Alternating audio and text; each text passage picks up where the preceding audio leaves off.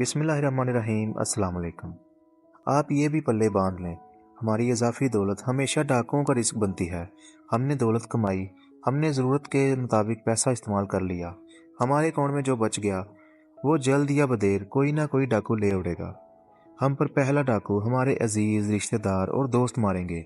अगर हमारी इजाफी दौलत इनसे बच गई तो ये किसी दोस्त के एतबार की नज़र हो जाएगी। हम यहाँ से भी बच गए तो हुकूमत डाकू साबित हो जाएगी। टैक्स डिपार्टमेंट हमें नोटिस देगा, हमारी रकम जब्त कर लेगा और हम कोर्ट कचहरियों और सरकारी दफ्तरों के धक्के भी खाएंगे। हुकूमत पॉलिसी तब्दील करेगी और हम एक ही रात में लाख से करोड़पति हो जाएंगे। हम यहाँ से भी बच गए तो प्राइवेट और सरकारी हाउसिंग सोसाइटियाँ हमारा पैसा मार लेंगी और हमारे मुल्क में स्टॉक एक्सचेंज, इन्वेस्टमेंट स्कीम्स और किराएदार भी डाकू हैं। हाउसिंग सोसाइटीज़ खूबसूरत इश्तहार देकर रोज़ाना लाखों लोगों को लूटती हैं। आपको मुल्क का हर चौथा शख्स मुनाफा के चक्कर में अपनी रकम फंसाता हुआ मिलेगा और मैंने सैकड़ों लोगों को किराएदारों के हाथों भी लुटते देखा। लोग अपनी इजाफी दौलत से प्रॉपर्टी बनाते हैं और किराएदार डाकू बनकर वो प्रॉपर्टी लूट लेते हैं और मैंने लोगों को इंसानी स्मगलर्स के हाथों लुटते भी देखा। लोग बच्चों को बाहर भिजवाने के चक्कर में दौलत और बच्चों दोनों से महरूम हो जाते हैं। हम अगर इनसे भी बच जाएं तो असली डाकू आ जाते हैं। आपके पास इजाफी माल होगा तो ये माल दिखाई भी देगा और दिखाई देने वाला माल अमूमन डाकुओं की इमानत होता है और डाकू जल्द या बदेर अपनी इमानत ले जाते हैं। और आखिरी डाकू मजहबी और रूहानी शख्सियात होती हैं। आपको मुल्क की तमाम रूहानी और मजहबी शख्सियात के गिर्द अमीर लोग मिलेंगे।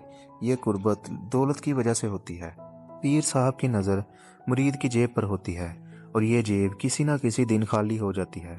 आप सियासतदानों को भी इस कैटेगरी में डाल सकते हैं, लिहाजा आप ये बात पल्ले बांध लें।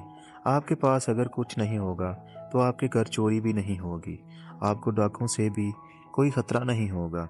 चनांचे अल्लाह ताला जो दे इसका आधा हिस्सा आखिरत पर लगा दें और आधा मुश्किल वक़्त के लिए रख लें। लेकिन मुश्किल वक़्त के लिए रखी हुई रकम किसी दूसरे शख्स के इल्म में नहीं होनी चाहिए, ये महफूज होनी चाहिए। आप दुनिया से रुखसत होने से पहले ये दौलत भी इस्तेमाल कर जाएं या फिर खैरात कर जाएं, वरना आपके बाद ये भी किसी न किसी डाकू के काम आ जाएगी। मैंने ज़िंदगी में बहुत कम लोगों को औलाद के हाथों खुश देखा है। मुल्क के बड़े बड़े उलमा, दानश्वर और पीर हजरात भी औलाद के हाथों जलील होते हैं। चनांचे औलाद जो जो बड़ी होती जाए आप इससे अपनी तवक्कात कम करते चले जाएं। आप ये बात जहन में बिठा लें, आप अपनी औलाद के सिर्फ वालिद हैं, आप इनके खुदा नहीं। वालिद औलाद को सिर्फ खिला पिला और तालीम दे सकता है, ये इसका मुकद्दर नहीं बना सकता। मुकद्दर बहरहाल अल्लाह के हाथ में होता है और आप अपनी औलाद के वालिद रहें, खुदा ना बने।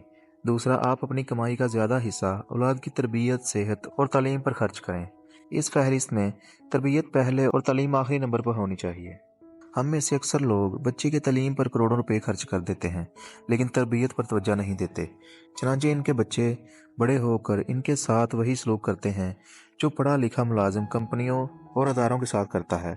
यह इस्तीफ़ा देता है और आगे चल पड़ता है। आप बच्चे की तरबियत पर ज़्यादा और तालीम पर कम खर्च करें, आप औलाद का सुख पा लेंगे।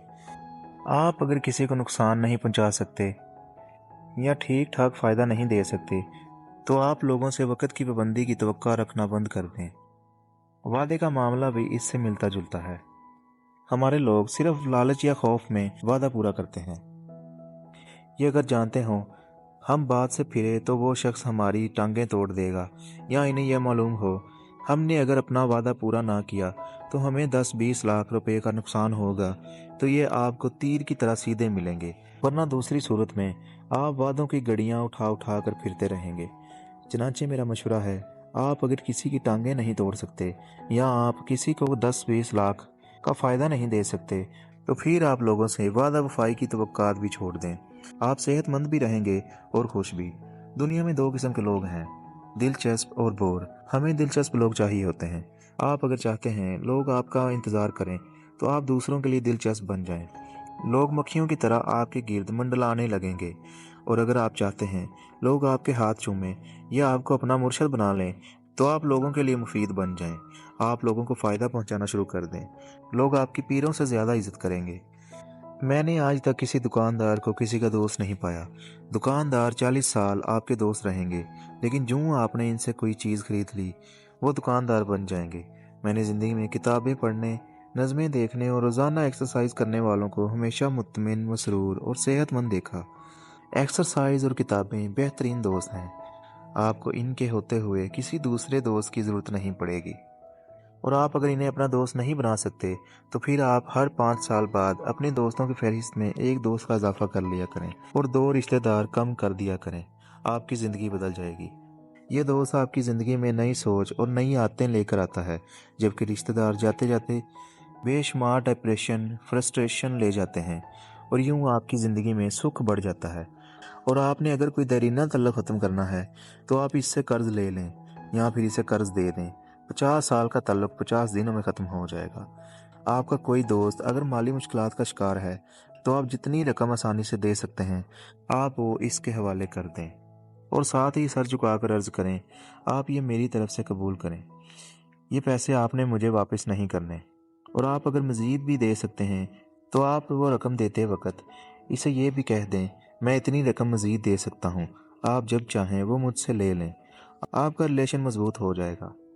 اور جو دوست یہ رقم لے رہا ہے، میرا اسے مشورہ ہے وہ اس مدد کو قرض سمجھے، اور جو ہی اس کا مسئلہ حل ہو جائے وہ یہ رقم واپس کر دے۔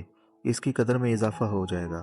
اور میں نے زندگی میں آج تک کسی شخص کو عاجزی، وعدے کی پابندی اور شائستگی کے ہوتے ہوئے خسارے میں نہیں دیکھا۔ میں نے بچپن میں پڑھا تھا، نبی کریم صلی اللہ علیہ وسلم نے فرمایا، عاجزی اختیار کرو۔ میں نے جب یہ حدیث پڑھی تو میں نے یہ پلے باندھ لی۔ میں روزانہ صلہ جمع کرتا ہوں اور اللہ کے رسول صلی اللہ علیہ وسلم پر درود بھیج کر ان کا شکریہ ادا کرتا ہوں۔ مجھے یقین ہے اگر حساب میں کوئی کمی رہ گئی تو میرے رسول صلی اللہ علیہ وسلم یہ کمی نفع کے ساتھ جنت میں پوری کر دیں گے، اور اللہ اور اس کے رسول صلی اللہ علیہ وسلم کے نفع کا ہم جیسے گناہ گار اندازہ ہی نہیں کر سکتے۔